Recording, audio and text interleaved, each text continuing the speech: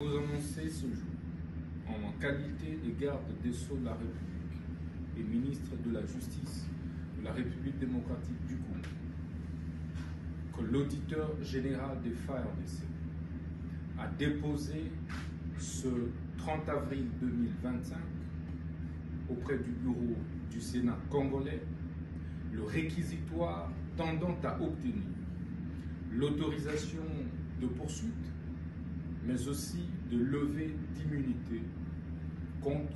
l'ancien chef d'État, mais en sa qualité de sénateur à vie, M. Joseph Kabila Kabange, pour trahison, participation au mouvement insurrectionnel, crimes de guerre et crimes contre l'humanité. Ce, sur la base de l'injonction que nous lui avons adressée, étayer des preuves tangibles et irréfragables sur sa participation directe dans les massacres et crimes qui sont perpétrés quotidiennement dans la partie est du pays, notamment dans la province du Nord Kivu, dans la province, non pas en sa qualité d'ancien chef d'État, mais en sa qualité de sénateur. Ce conformément aux articles 104, 107,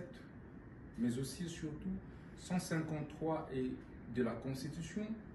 et 120 du Code judiciaire militaire. Dans la mesure où les faits pour lesquels il est poursuivi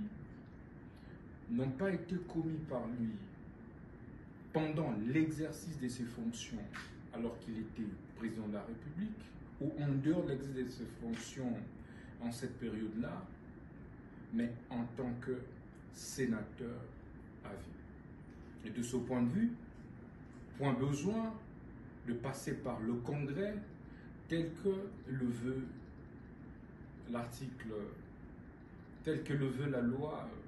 du 26 juillet 2018 portant statut des anciens présidents de la République élus, ainsi que l'article 167 de notre Constitution. Nous attendons donc du Sénat la levée pure et simple des immunités du sénateur à vie Joseph Kabila Kabange, ainsi que l'autorisation des poursuites pour permettre à la justice d'instruire sérieusement le dossier,